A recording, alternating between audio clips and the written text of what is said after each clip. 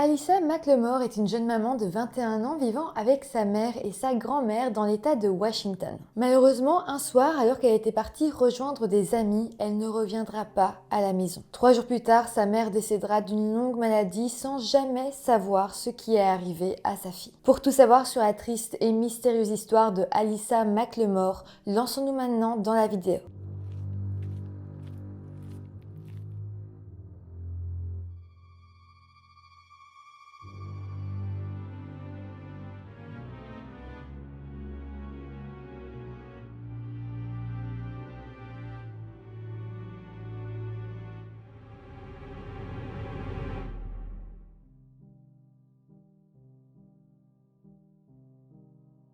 Hello tout le monde, j'espère que vous allez bien. Je vous retrouve aujourd'hui avec une histoire qui a été très peu médiatisée malheureusement. J'ai eu du mal à trouver énormément d'informations, mais j'ai quand même trouvé assez pour vous en faire une vidéo, ça me paraissait important. C'est vraiment triste parce que l'histoire est assez folle et on n'en a pas parlé tant que ça. Alyssa faisait partie de la communauté autochtone et comme vous le savez peut-être, il y a un véritable problème avec les femmes qui disparaissent faisant partie de la communauté autochtone. J'ai l'impression que personne ne s'y intéresse. En tout cas, maintenant, ça commence un petit peu à arriver. Les gens commencent à de plus en plus s'y intéresser.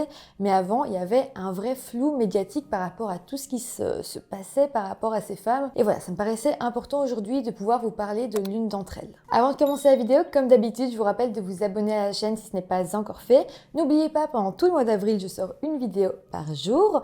Et maintenant que tout ça est dit, lançons-nous dans la vidéo. Alyssa McLemore est une jeune femme de 21 ans d'origine afro-américaine et autochtone, vivant aux États-Unis dans l'État de Washington, dans la ville de Kent, dans le comté de King. Alyssa vit en fait avec sa maman qui s'appelle Grace, ainsi que sa grand-mère qui s'appelle Barbara. Mais aussi, Alyssa était maman d'une petite fille qui s'appelle Navea et qui, en 2009, donc au moment des faits, était âgée de 3 ans. D'ailleurs, Alyssa vivait aussi avec le père de sa fille et les deux élevaient ensemble l'enfant au sein de cette grande famille et les deux parents s'entendaient bien, c'était un très joli couple, donc il n'y avait pas de souci du tout à ce niveau-là. Je sais aussi qu'Alyssa avait un papa qui s'appelle Darius Burgans. Malheureusement, je ne pense pas qu'ils vivaient ensemble à cette époque-là. J'en ai pas beaucoup de traces. D'ailleurs, elle porte pas le nom de famille de son papa, donc là aussi c'est un peu bizarre. Donc voilà, j'ai pas plus d'informations par rapport à ça. Le père existe, mais je ne sais pas exactement si elle vit avec ou non. Sinon, au sein de la maison, il faut savoir qu'Alyssa veille énormément sur Gracie, sa maman. En fait, Gracie souffrait d'une maladie auto-immune à un stade très avancé. Elle ne pouvait plus se lever de son lit et elle ne pouvait plus rien faire seule. Vraiment, son état était très grave. Et sa fille, donc Alyssa, lui donnait tous les soins de santé nécessaires. Elle veillait vraiment beaucoup sur elle. À 21 ans, Alyssa s'occupait alors à plein temps de sa fille et de sa maman. Elle était vraiment très dévouée et pour elle, la famille représentait tout ce qu'elle avait. Alyssa avait tout de même quelques passions sur le côté. Par exemple, elle aimait énormément la danse et le patin à roulettes. Et puis, elle aimait se teindre les cheveux. Elle était parfois blonde, parfois noire de cheveux. Vraiment, elle jonglait entre les couleurs. Aussi, parfois, Alyssa prenait un moment de pause et sortait 1 heure ou 2 avec ses amis. Pendant ce temps-là, c'était surtout sa grand-mère, Barbara, ainsi que son petit ami qui veillait sur son enfant, Navea, et sur sa maman, Gracie. Ce fut le cas le jeudi 9 avril 2009, lorsque début de soirée, Alyssa a dit au revoir à sa famille et a dit qu'elle rentrerait quelques heures plus tard. Donc elle allait prendre un peu de temps pour elle, peut-être aller dans un bar, voir des amis, voilà. On n'a pas plus d'informations, mais en tout cas, elle voulait sortir de chez elle. C'était censé être une bonne soirée, Alyssa voulait se détendre un petit peu, mais le problème c'est que 1 heure plus tard, elle va recevoir un appel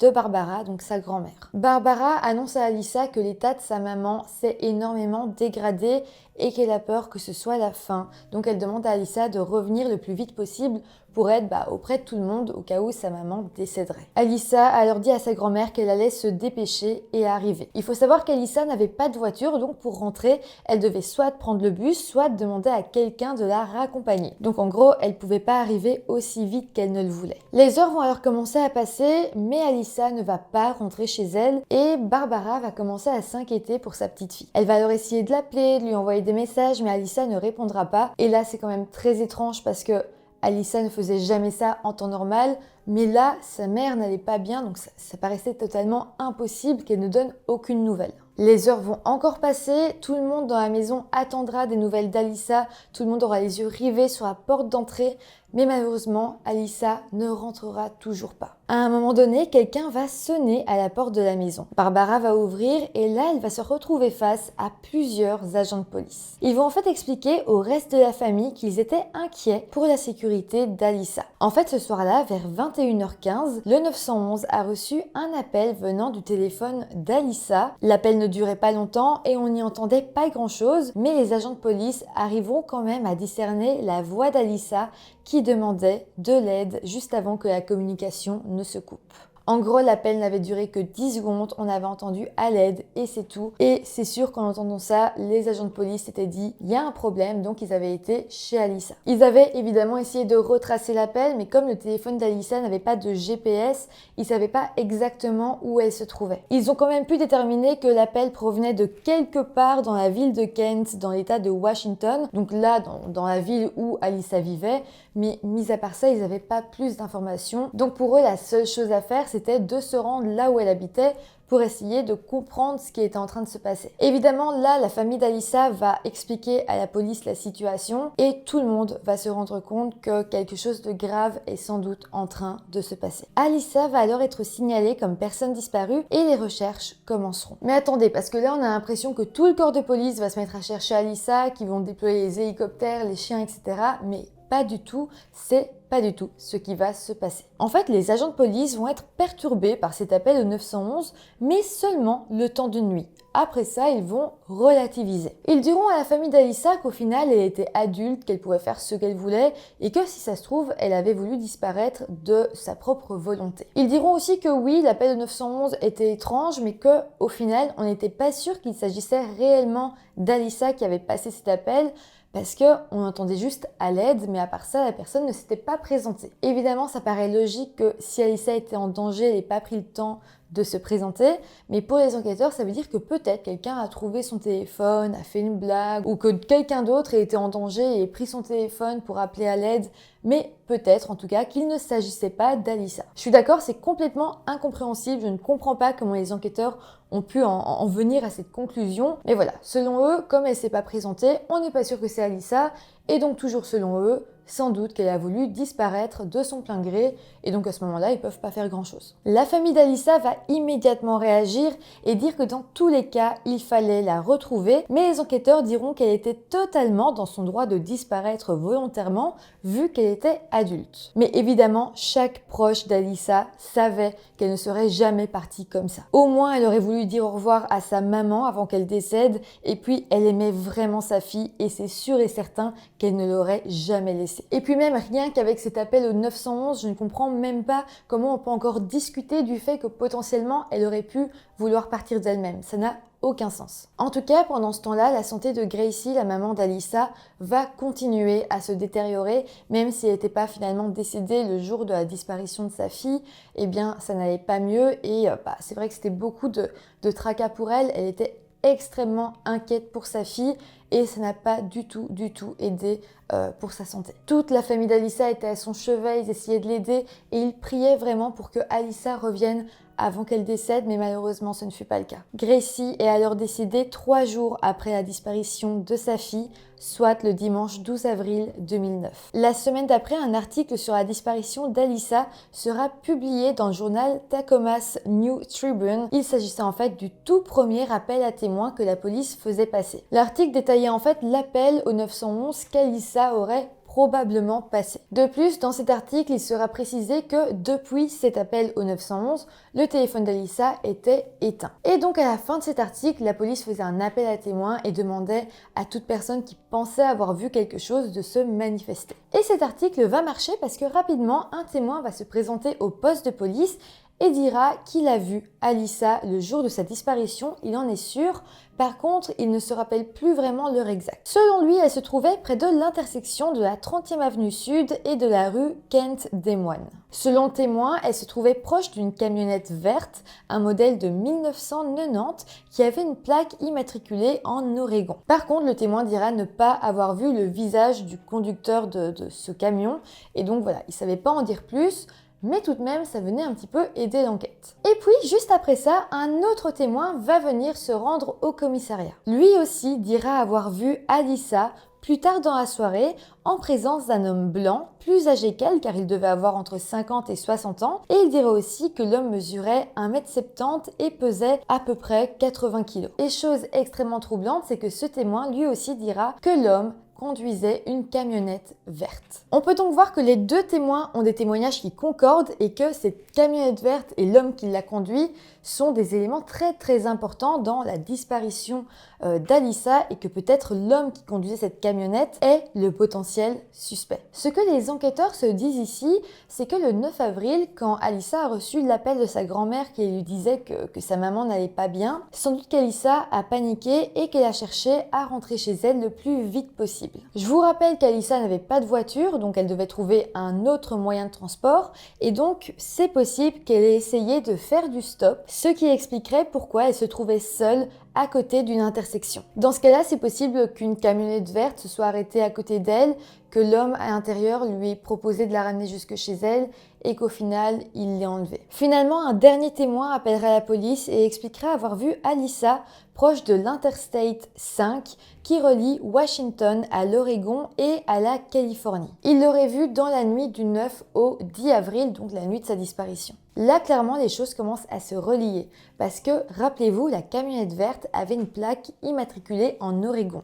Et là où Alyssa aurait été vue, c'est sur une route qui mène justement à l'Oregon. En fait, si Alyssa a été vue sur cette route, ce serait peut-être soit parce qu'elle a réussi à s'enfuir, soit parce que son ravisseur aurait décidé de la laisser là. Dans tous les cas, on ne sait pas ce qui a pu se passer ensuite car cette observation sera la dernière d'Alyssa. Ce qui est vraiment triste, comme je vous l'ai dit, c'est que cette disparition ne sera quasiment pas médiatisée. Tout le monde semblait se désintéresser complètement de l'affaire, bien que la famille d'Alyssa faisait tout leur possible pour que vraiment les gens se rappellent qu'Alyssa avait disparu et pour que au moins quelques médias puissent un peu mettre la pression aux autorités. Tina Roussel, la tante d'Alyssa, s'est d'ailleurs donnée pour mission que personne n'oublie jamais la disparition de sa nièce. Il faut vraiment savoir que Tina avait endossé le rôle de mère pour Alyssa et les deux femmes étaient très liées. Tina s'est alors démenée corps et âme pour essayer de faire bouger les choses et pour comprendre où était Alyssa. Malheureusement, les années vont passer et plus aucune avancée ne sera faite dans le cas de la disparition d'Alyssa et finalement son cas deviendra un cold case, ce qui évidemment a plongé sa famille dans une immense tristesse. Aussi, malheureusement, l'appel au 911 passé par Alyssa n'a jamais été rendu public et je pense que ça aurait pu être utile parce que vraiment, ça aurait pu toucher la population et aider à faire parler de cette affaire. Par rapport à ça, un sergent de police qui était actif en 2009 et qui a entendu cet appel au 911 dira assez récemment dans un journal que quand il a entendu cet appel, son sang s'est glacé et qu'encore aujourd'hui, cet appel le hante. Tina, donc la tante d'Alyssa, a déclaré à des journalistes avoir elle-même entendu cet appel et elle a certifié qu'elle avait bel et bien reconnu la voix de sa nièce crier et demander à l'aide. Et de son côté, elle dira aussi avoir entendu la voix d'un homme juste avant que la communication ne coupe et selon elle, cet homme aurait été enregistré en train de dire qu'il allait lui faire du mal. Et le fait que Tina ait entendu une voix masculine, c'est pas du tout anodin. Parce que si bel et bien une voix masculine a été enregistrée dans cet appel, ça veut dire qu'Alyssa n'était pas seule. Si Alyssa n'était pas seule, ça veut sans doute dire qu'elle était bel et bien en danger et que cet appel au 911 n'était pas un faux appel comme pour créer de toute pièce sa disparition si elle avait voulu partir de son plein gré. La police n'a jamais confirmé si oui ou non il y avait bel et bien eu une voix masculine entendue dans cet appel. Par contre, la tante d'Alyssa, elle jure que si il y avait bel et bien une voix masculine et elle a même entendu ce qu'il disait. Il disait « je vais te faire du mal ». Après ça, encore une fois, les années vont passer et rien ne va évoluer. Mais en janvier 2018, Tina, la tante d'Alyssa, va recevoir un message venant d'un militant impliqué dans le mouvement des femmes autochtones disparues et assassinées. Ce militant a parlé de l'organisation pour laquelle il œuvre et il lui a proposé de lui apporter son aide. Tina a alors accepté et clairement ce fut une bonne décision parce que ce mouvement lui a donné énormément de force pour continuer à se battre pour connaître la vérité. Tina déclarera d'ailleurs à des journalistes: « Morte ou vivante, ma famille doit la ramener à la maison. J'ai le sentiment que quelque chose va se passer. » Et clairement, à travers cette phrase, on sent que Tina avait un vrai esprit de guerrière et qu'elle était vraiment remontée à bloc pour essayer de comprendre ce qui s'était passé. En avril 2019, pour les 10 ans de la disparition d'Alyssa, sa famille a organisé une grande veillée publique. Le père d'Alyssa, Darius Burgans, a d'ailleurs fait un discours pendant cette veillée. Et dès qu'il a essayé de parler de sa fille, il s'est mis à pleurer. C'était vraiment un discours très émouvant. Il a expliqué que même une décennie plus tard, le fait de perdre sa fille restait toujours une blessure ouverte, toujours aussi douloureuse qu'avant, et que malgré tout, il continuait à espérer qu'un jour elle rentre en vie à la maison. À la suite de cette veillée, en juin 2019, le Homeward Bound Programme a décidé d'apporter son soutien à cette affaire. Ils ont alors financé une campagne qui visait à placer la photo d'Alyssa sur 3 camions qui ont parcouru les grandes routes de l'État dans l'espoir que sa photo soit vue le plus possible. Il faut savoir qu'à la base, ce programme finance seulement ce genre de campagne dans le cadre de disparition d'enfants. Mais après avoir examiné le cas d'Alyssa, ils ont conclu que malgré tout, l'affaire avait besoin de plus de visibilité et ils ont donc décidé d'y apporter leur aide. Quand la campagne a officiellement démarré, une porte-parole de la police de l'État de Washington a déclaré qu'il voulait que la famille d'Alyssa sache qu'ils ne l'avaient pas oubliée. Elle a aussi rappelé que le dossier était toujours ouvert et que des nouvelles démarches allaient être mises en place. Tina, la tante d'Alyssa, a elle aussi pris la parole et elle a tenu à dire que depuis longtemps, elle avait perdu foi au système de police, mais qu'elle était ravie de voir tout ce qu'il se passait aujourd'hui, toutes les mesures qui avaient enfin été mises en place, et elle dira que petit à petit, une collaboration entre la police et la famille d'Alyssa pouvait être rétablie. Au final, voilà où on en est aujourd'hui, mais le dossier reste ouvert et il y a toujours une chance qu'un jour on comprenne ce qu'il s'est réellement passé. En tout cas, c'est comme ça que se termine cette vidéo. N'hésitez pas à me dire en commentaire toutes vos théories, tout ce que vous avez pensé par rapport à tout ça. Et puis voilà, n'hésitez pas non plus à mettre un petit pouce en l'air si la vidéo vous a intéressé, à vous abonner à la chaîne. Et moi je vous dis à demain pour une nouvelle vidéo. Bye!